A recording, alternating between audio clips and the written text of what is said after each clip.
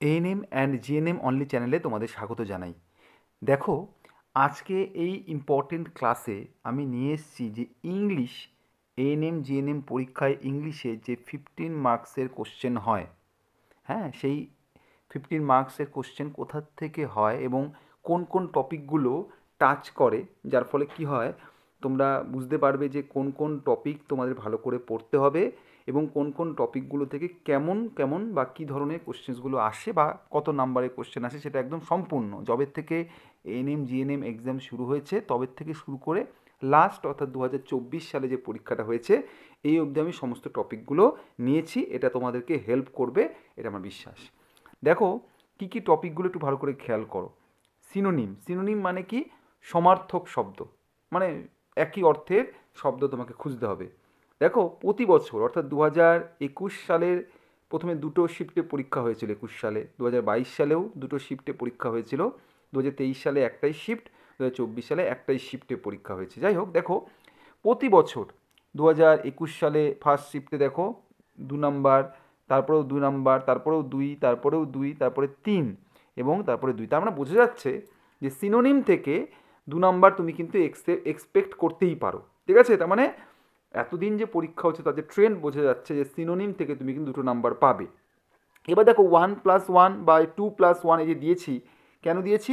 মানে দুটো তো সিনোনিম ডিরেক্ট, আর যেটা আছে সেটা একটু অন্য ধরনের কোশ্চেনটা, এই জন্য আমরা দিয়েছি কি যে সিনোনিম কিন্তু একটু অন্য ধরনের, ওই যে 2+1 দিয়েছি। এটা ডাইরেক্ট সিনোনিম কেমন হয়, যেমন ধরো তোমাকে হয়তো বললো যে আচ্ছা ক্লেভার, ক্লেভারের সিনোনিম কী হবে তুমি বলো। আর একটু অন্য ধরনের কোশ্চেনও মাঝে মাঝে দিতে পারে, কিন্তু সেটা কিন্তু সেম ওই সিনোনিমের সমকক্ষই। ওই জন্য আমি 2+1 এভাবে দিয়েছি, কোশ্চেনগুলো ফলো করলে আর ভালো করে বোঝা যাবে। ঠিক আছে, চলো। তারপরে কি আছে? অ্যান্টোনিম। অ্যান্টোনিম মানে বিপরীত শব্দ। বিপরীত শব্দ প্রতি বছর দেখো, প্রথম বছর 22 সালে, 21 সালে 1 1, 22 সালে 1 1, 23 সালে 3টে এসেছিলো এবং 24 সালে 2টো এসছে। তার মানে অ্যান্টোনিম মানে সিনোনিম অ্যান্টোনিম যদি তুমি করে যাও ভালো করে, তুমি দেখতে পাবে এখান থেকে তুমি 3 বা 4 নাম্বার তুমি এই দুটো টপিক থেকে পেয়ে যাবে আউট অফ 15। আমি আবার বলি, কথাটা রিপিট করছি একটু, যে সিনোনিম এবং অ্যান্টোনিম ভালো করে দেখলে বুঝতে পারবে যে এই দুটো ভালো করে গেলে তুমি 3 বা 4 নাম্বার তুমি আউট অফ 15 কিন্তু পেয়ে যাবে। নেক্সট কী আছে? One word substitution. One word substitution কী আছে দেখো, মানে 3টে বা 4টে বা তার বেশিও হতে পারে ওয়ার্ড থাকবে, সেই ওয়ার্ডকে সাবস্টিটিউট করতে হবে তোমাকে একটা ওয়ার্ড দিয়ে, তাকে বলে হচ্ছে ওয়ান ওয়ার্ড সাবস্টিটিউশন বা এক কথায় প্রকাশ। দেখো প্রতি বছর 2021 সালে দুটো, প্রথমে তারপরে একটা, তারপর দুটো, একটা, 23 সালে একটা, 24 সালে একটা। তার মানে প্রতি বছর দেখা যাচ্ছে মিনিমাম একটা কিন্তু তুমি কিন্তু এখান থেকে তুমি এক্সপেক্ট করতেই পারো। তোমার একদম তুমি যদি একটু ভালো করে একটু বিচার বিবেচনা করো, দেখবে সিনোনিম অ্যান্টোনিম এবং ওয়ান ওয়ার্ড সাবস্টিটিউশন করলে সেখান থেকে আমি 5 নাম্বার কিন্তু অতি অবশ্যই এই 3টে টপিক থেকেই পাবো। তার মানে আউট অফ 15 সিনোনিম অ্যান্টোনিম এবং ওয়ান ওয়ার্ড সাবস্টিটিউট থেকে আমরা 5 পেয়ে যাব। ঠিক আছে, তারপর চলে আসি, দেখো তারপর চলে আসি হচ্ছে ফ্রেজেস অ্যান্ড ইডিয়মস। ফ্রেজেস কি? ধরো 2 বা তার থেকে বেশি ওয়ার্ড যখন একসাথে থাকে এবং বিভিন্ন একটা মানে করে, মানে বিভিন্ন বোল্ড ফ্রম দ্য ব্লু, তারপরে ব্লু আইড বয়, মানে এই ধরনের কিছু ফ্রেজ থাকে যার কিছু মানে হয়। ঠিক আছে, ইডিয়ম, ফ্রেজ আর ইডিয়ম দেখতে অনেকটা একই রকম, তার নিজস্ব কিছু আলাদা ভিন্ন ডিফারেন্স রয়েছে। তো দেখো একমাত্র 2022 সালের সেকেন্ড শিফটেই দুটো ফ্রেজ এসেছিল, আর কখনোই ফ্রেজ আসেনি। তার মানে তুমি কি বুঝতে পারছো যে সিনোনিম তোমাকে করতেই হবে, অ্যান্টোনিম করতেই হবে, ওয়ান ওয়ার্ড সাবস্টিটিউশন করতেই হবে, ফ্রেজ তুমি অ্যাভয়েড চাইলে করতেও পারো, আবার করে রাখলে করে রাখতেও পারো। ঠিক আছে, তাহলে চলে আসি প্রিপোজিশন। Preposition and article. দেখো 2021 সালে দুটো এসেছিলো, তারপরে একটা, আবার আবার দুটো, আবার একটা, 23 সালে একটা এবং 24 সালে দুটো এসেছিলো। তার মানে বোঝা যাচ্ছে যে প্রতি বছরই কিন্তু প্রিপোজিশন এবং আর্টিকেল থেকে আসার একটা সম্ভাবনা দেখা যাচ্ছে, কোনো বছর একটা, কোনো বছর দুটো। তার মানে আমি ধরে নিতে পারি যে একটা কিন্তু কোনো মানে আসবেই। তার মানে ভালো করে খেয়াল করো এই জায়গাটা, অর্থাৎ সিনোনিম, অ্যান্টোনিম, ওয়ান ওয়ার্ড এবং প্রিপোজিশন আর্টিকেল, এগুলো কিন্তু খুব মারাত্মক সুন্দর জায়গা, যেখান থেকে তুমি কিন্তু এক্সপেক্ট করতে পারো ভালো কোশ্চেন্স। ঠিক আছে, দেন মানে সবচেয়ে ইম্পর্টেন্ট যেটা সেটা হচ্ছে আমাদের এই ফিল ইন দ্য ব্ল্যাঙ্কস। মানে ব্ল্যাঙ্ক থাকবে, মানে শূন্যস্থান থাকবে সেটাকে তোমাকে ফিল করতে হবে বিভিন্ন ওয়ার্ড দিয়ে। মানে একটা শূন্যস্থান থাকবে, সেখানে কোন ওয়ার্ডটা, আমি আর্টিকেল প্রিপোজিশন বলছি না, কোন ওয়ার্ড মানে উপযুক্ত, এটাকে বলে হচ্ছে fill in the blanks with appropriate words. ঠিক আছে, মানে একদম সঠিক ওয়ার্ড, কোন শব্দটা বসালে নিচের শূন্যস্থানটা পূর্ণ হবে, ভালো সঠিকভাবে পূর্ণ হবে, এইটাকে বলে ফিল ইন দ্য ব্ল্যাঙ্কস। দেখো প্রতি বছর প্রথম বছরে 21 সালে একটা এসছে, 22 সালে 21 সালে সেকেন্ড শিফটে 3টে এসছে, তারপরে একটা 3টা, 23 সালে 6খানা এসছে এবং 24 সালে 4খানা এসছে। তার মানে তুমি গড়পড়তায় তুমি 4খানা ধরে রাখতে পারো। ঠিক আছে, যে ফিল ইন দ্য ব্ল্যাঙ্কস 4খানা আসতে পারে। তুমি বলবে স্যার এই যে 4+2 কেন করেছেন? মানে 4টা তো একদম একটা 4টা এসছে একদম খুব জেনারেল, মানে শূন্যস্থান দিয়েছে, তার বদলে একটা ওয়ার্ড বসাতে হবে, কিন্তু আর দুটো কেন +2 কেন দিয়েছি? 2023 সালে দুটো এমন এসছিল যেটা হচ্ছে দুটো করে ওয়ার্ড ওখানে বসবে। কথা বুঝতে চেষ্টা করো, মানে একটা শূন্যস্থানের মধ্যে দুটো করে ওয়ার্ড বসানোর ব্যাপার ছিল, ওই জন্য +2 হিসেবে দিয়েছি। যখনই +1 বা +2 দেখতে পাচ্ছ যেখানে যেখানে, তা বুঝতে হবে যে ওর মধ্যে একটু ভ্যারিয়েশন হয়েছে। তো যাই হোক, আমি কিন্তু ফিল ইন দ্য ব্ল্যাঙ্কসকে কিন্তু আমি কখনোই বাদ দিতে পারবো না। ঠিক আছে, এবার নেক্সট চলে আসি, দেখো চলে আসি হচ্ছে মিস স্পেল্ড, মানে বানান ভুল বা শুদ্ধ বানান খুঁজতে হবে।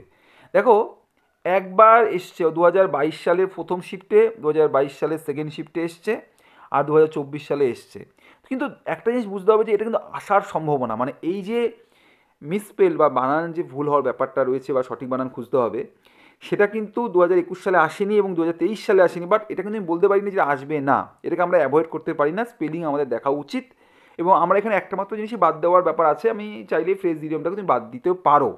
ঠিক আছে, বাদ বাকি কিন্তু যেগুলো আছে সেগুলোকে বাদ দিও না। নেক্সট চলে আসো সেন্টেন্স বা স্টেটমেন্ট কারেকশন বা কারেক্ট। দেখো প্রতি বছর একটা করে এসছে, প্রতি বছর একটা করে এসছে, এক্সেপ্ট 2024 সাল, 24 সালে আসেনি সেন্টেন্স কারেক্টটা। কিন্তু তুমি গড়পড়তা কী বুঝতে পারছো যে প্রতি বছরই কিন্তু একটা করে আসবে, এটা ধরে রাখতে পারো।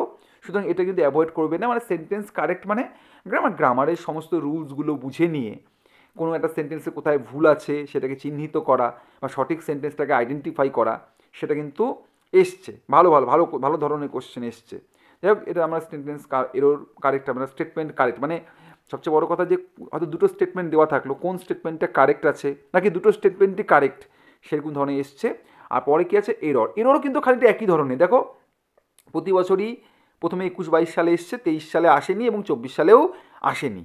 কিন্তু আমি কিন্তু ধরে রাখতে পারি স্টেটমেন্ট কারেক্ট, আমি যদি বুঝতে পারি সেন্টেন্স এরর মানে কোথায় ভুল আছে সেটাও আমি ধরে ফেলতে পারবো। স্টেটমেন্ট কারেক্ট আমি বলে দিই, স্টেটমেন্ট কারেক্ট মানে হচ্ছে দুটো স্টেটমেন্ট দেওয়া থাকবে, দুটোই বা ঠিক আছে নাকি যে কোনো একটা ঠিক নাকি কোনোটাই ঠিক নয়।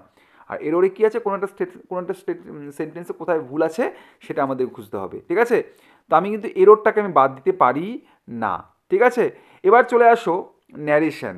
আমরা সেটাই শিখেছি ভয়েস ন্যারেশন। দেখো 21 সালে আসেনি, কিন্তু 22 সালে দুটো শিফটেই এসছে, 23 সালে আবার আসেনি, 24 সালে আবার একটা ন্যারেশন এসছে। তবে আমরা বুঝতে পারি যে ন্যারেশনের কিন্তু আসার একটা সম্ভাবনা রয়েছে, ন্যারেশন আমরা কিন্তু করে রাখাটা আমাদের পক্ষে আমাদের জন্য ভালো।